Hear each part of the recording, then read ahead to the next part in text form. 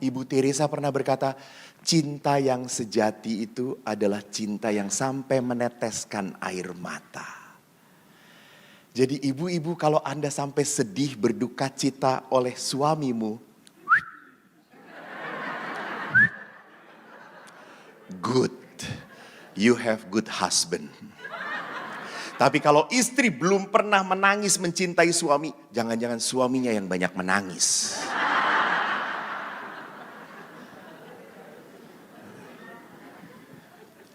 Jadi itu adalah ujian. Supaya apa? Kelihatan kesungguhan kita. Kelihatan cinta kita. Maka di dalam gereja Katolik, mengapa perkawinan tidak mudah begitu saja? Cerai. Nggak ada perceraian. Lu bertahan. Maka prinsip saya Anda tahu toh? Hao ce pu hao ce ce.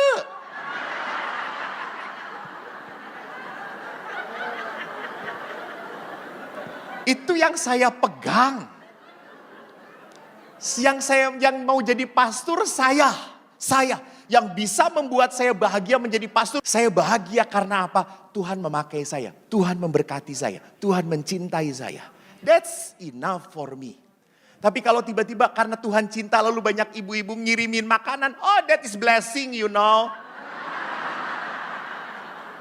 Dan kalau tidak ada yang memberi makanan, telepon saja. It's blessing also, isn't it? Lihat, penuh kebijaksanaan. Jadi kalau godaan itu selalu memimpin kita kepada dosa, jatuh. Nah yang kedua, Roh Kudus itu memampukan kita untuk membedakan kita ini digoda atau sedang mengikuti godaan. Kadang sering tak sadar bahwa kita ini sedang mengikuti godaan tadi. Yang tiba-tiba hanyut saja. Maka saya tahu batas karena apa? Bisa hanyut, tergoda dan akhirnya merindukan. Kalau sudah merindukan, Anda sudah ketagihan. Dan ketagihan itu adalah bahasa dosa. Kita sudah ketagihan itu karena melekat. Gue gak bisa happy kalau gak ada itu. Itu ketagihan, betul atau tidak? Betul. Seperti saya ketagihan berada di sini. Bukan karena ketagihan, karena ininya ada di sini gitu ya.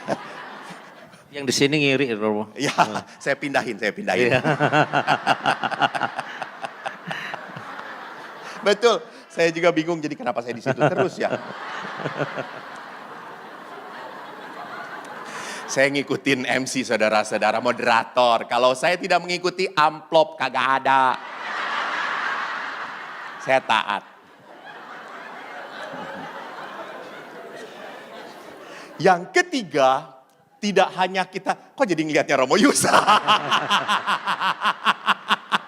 Karena saya kalau ngelihat Romo Yusa ada kuasa kegelapan gitu. Saya harus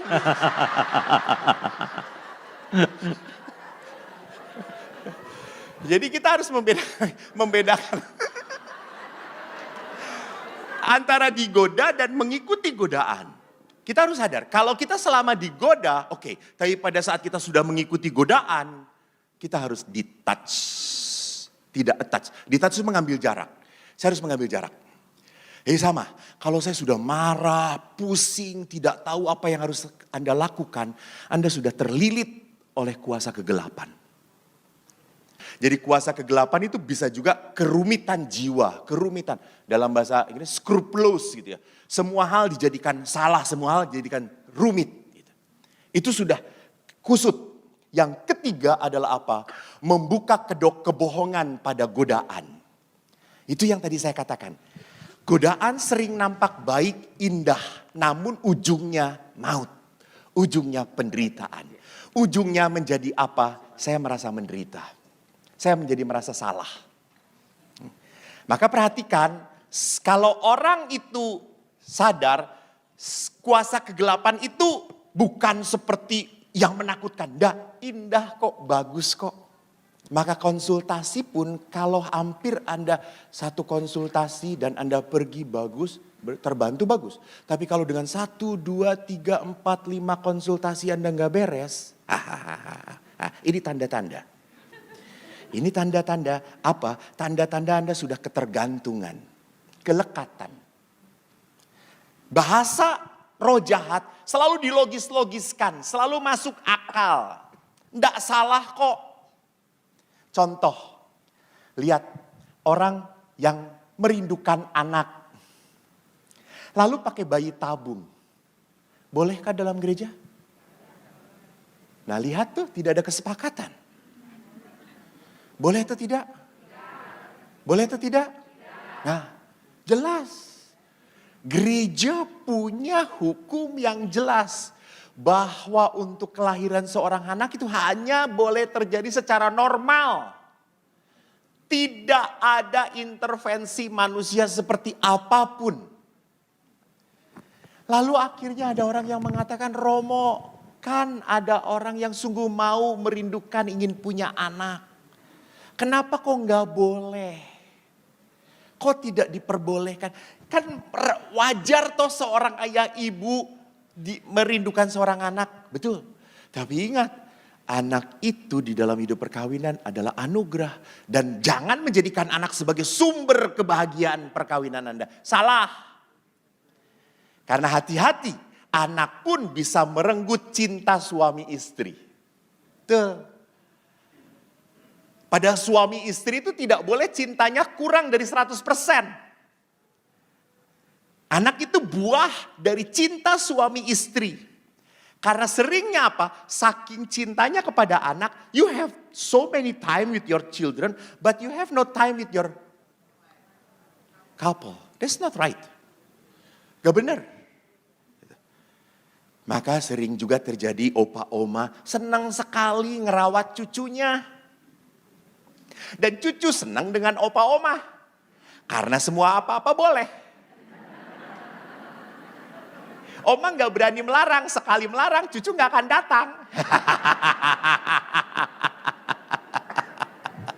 Dan kalau cucu gak datang, oma dengan opa lagi, oma dengan opa lagi. Dan itu adalah penderitaan. Hei Bapak Ibu yang terkasih, lihat bahwa seringkali saya membenarkan hal yang tidak benar. Karena alasan apa? Karena alasan sepertinya logis. Dilogis-logiskan. Logis, betul. Logis kok, ilmu manusia sudah pinter kok. Anda sekarang lihat di Cina sudah bisa membuat perempuan yang bisa diajak ngomong. Disuruh-suruh apapun mau. Jengking. Tuh kan pikirannya gak bener tuh. Saya gak teruskan. Rupanya umat Romo ini parah semuanya ya. Ini kan umat gereja ORK toh semuanya.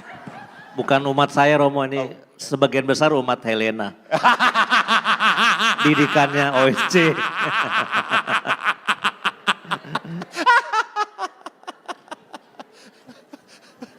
Jadi kita harus lihat bahwa untuk masuk ke dalam doa, jangan masukkan kami ke dalam pencobaan. Itu berarti apa? Jangan masuk ke dalam pencobaan itu adalah sebuah keputusan hati. Sebuah keputusan. Maka pertobatan, kalau kita berbicara tentang pertobatan, itu bukan hanya kemauan tetapi kesungguhan. Saya itu kok nggak mendapat ya Romo kata apa, aku kok dari tadi lupa. Pertobatan itu dalam bahasa gereja itu sering lihat perputaran itu. Metanoia. Metanoia, betul. Membalikan. Thank you. Ya. Metanoia, membalikkan. Membalikkan. Maka di dalam Prapaskah kita diajak untuk belajar apa? Ajere kontra. Melakukan sebaliknya. Jadi kalau saya males dengan suami gak mau menyapa, justru saya sapa. Ajere kontra. Keterbalikan. Sebagai bukti apa? Sebagai bukti ini keputusan hati. Walaupun suami nyebelin, diajak ngomong, tetap saya pegang, saya sentuh, saya layani. Dengan kasih ya dikit. Jengkelnya banyak, nggak apa-apa, nggak apa-apa. Karena kan kedagingan kita. Tetapi Anda tidak mengikuti kejengkelan ini.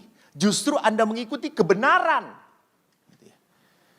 Jadi Anda nanti akan bertanya, Romo kalau saya jengkel tapi tetap melayani dia, tersenyum pada dia munafik atau bukan? Bukan.